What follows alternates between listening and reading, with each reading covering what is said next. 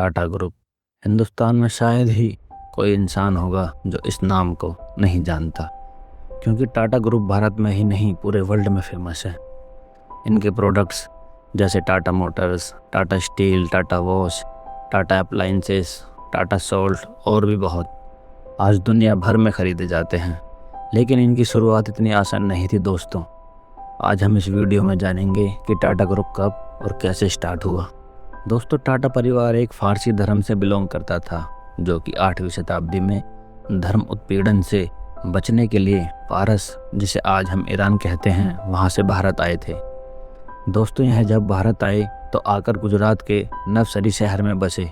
यहाँ इनके परिवार 25 से अधिक पीढ़ियों तक फारसी पुरोहित यानी पुजारी के रूप में काम करता रहा।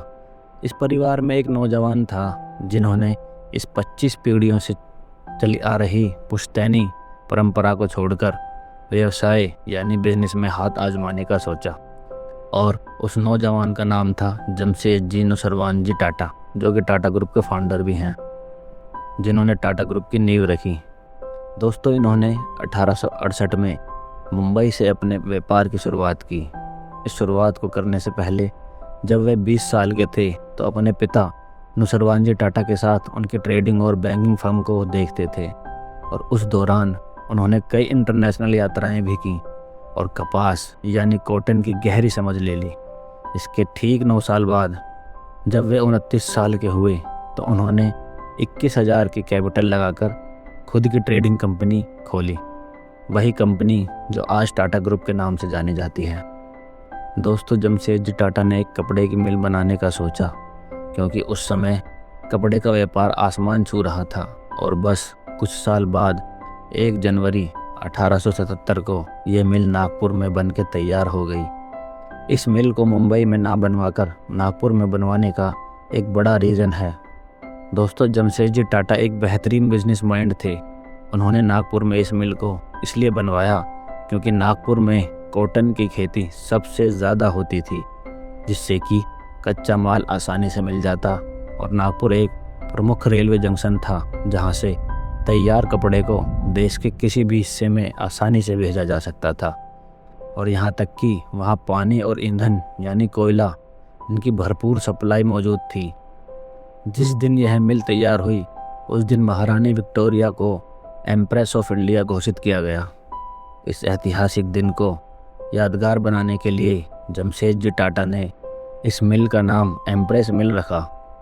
दोस्तों, जमशेदजी टाटा एक ऐसे उद्योगपति थे जो मुनाफा ही नहीं, अपने वर्कर्स का भी ध्यान रखते थे। उन्होंने पहली बार प्रोविडेंट फंड और पेंशन फंड की शुरुआत करवाई। इतना ही नहीं, उन्होंने वर्कर्स के लिए मुफ्त डिस्पेंसरी और एक्सीडेंटल कंपनसेशन के रूल बनाए। जमशेदजी टाटा सिर्फ यहाँ तक ही सीमित नहीं थे, उन्होंने होटल व्यवसाय में कदम रखा और मुंबई में एक आलीशान द ताजमहल पैलेस होटल बनवाया। 1903 में खुला यह होटल मुंबई की पहली ऐसी इमारत थी जिसमें बिजली और अमेरिकी पंखे लगे थे, और इस होटल के हर कमरे से सी फेस दिखता था। 1904 में जमशेदजी टाटा के निधन के बाद उनके बेटे दोराबजी टाटा और रतनजी टाटा ने बिजनेस को संभाला, और दोराबजी टाटा टाटा ग्रुप के दूसरे चेयरमैन बने। इनके अंडर टाटा ग्रुप ने कई प्रोजेक्ट्स बनाए, जैसे टाटा स्टील यानी TISCO, Tata power, IISC Bengaluru, new India insurance company, Tata oil, Tata limited. 1932 में दोराबजी और 1918 में रतन जी की भी डेथ हो गई। उनके बाद टाटा ग्रुप के तीसरे चेयरमैन बने नौवरी सकलतवाला। यह जमशेदजी टाटा के भांजे थे। इनके बाद जो चौथे टाटा ग्रुप के चेयरमैन बने वह थे JRD टाटा। दोस्तों, यह 50 से ज़्यादा वर्षों तक सबसे लंबे समय तक रहने वाले चेयरमैन बने, और जिस वक्त यह चेयरमैन बने इन्होंने इतनी प्रोजेक्ट बनाए कि टाटा ग्रुप में कंपनियों की बाढ़ आ गई। इनके ज्वाइन करने तक टाटा ग्रुप में केवल 14 कंपनियां थी। जब यह चेयरमैन के पद से हटे तो यह संख्या 14 से 94 कंपनियां हो गई। इनके दौर में ही Tata airlines, Tata motor, TCS और भी बहुत सारे प्रोजेक्ट बनाए। दोस्तों, टाटा एयरलाइंस बनाने के पीछे भी एक पूरी स्टोरी है। अगर आपको वो जानना है तो कमेंट में बता देना, उस पर मैं अलग से वीडियो बना दूंगा, वरना ये वीडियो बहुत लंबी हो जाएगी। दोस्तों, JRD टाटा को सरकार ने भारत रत्न से भी नवाजा। इसके बाद टाटा ग्रुप के चेयरमैन बने रतन टाटा। इन्होंने टाटा ग्रुप को ग्लोबल एम्पायर बनाया।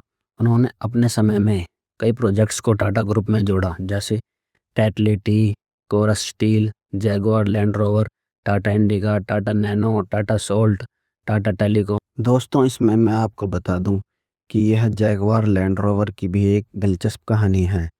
ये कहानी एक अपमान की है। जी हाँ दोस्तों, क्योंकि लैंड रोवर पहले ब्रिटिश कंपनी फोर्ड की थी। दरअसल हुआ यूँ कि 1998 में टाटा ने अपनी पहली कार टाटा इंडिका लॉन्च की, लेकिन यह मार्केट में फ्लॉप हो रही थी। तो रतन टाटा ने इस कार डिवीज़न को बेचने की सोची और अमेरिका में फोर्ड कंपनी के ओनर बिल फोर्ड से मिलने गए। तब बिल फोर्ड ने एक ऐसी बात कह दी कि उस पूरी रात टाटा सोए नहीं।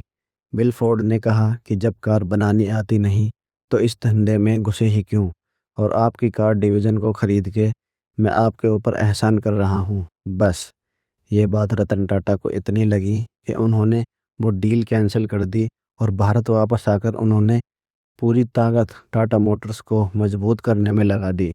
दोस्तों, इसके ठीक 9 साल बाद यानी 2008 में मार्केट में मंदी आने के कारण एक ऐसा मोड़ आया जिसने फोर्ड कंपनी को दिवालिया कर दिया और उनके लग्जरी ब्रांड्स और लैंड रोवर भारी घाटे में चल रहे थे। तभी रतन टाटा ने मौके को देखते हुए जैगुआर लैंड रोवर को खरीदने का ऑफर रखा और $2.3 बिलियन यानी लगभग 9300 करोड़ का ऑल कैश पेमेंट करके जैगुआर लैंड रोवर को खरीद लिया। तब बिल फोर्ड को टाटा के हेडक्वार्टर आना पड़ा और सबके सामने रतन टाटा से कहा कि आपने हमारी कंपनी खरीदकर उन पे बहुत बड़ा एहसान किया है। दोस्तों, कभी किसी को किसी चीज़ पे घमंड नहीं करना चाहिए, हमेशा अच्छाई के साथ जीना चाहिए। तो यह थी टाटा ग्रुप की कहानी।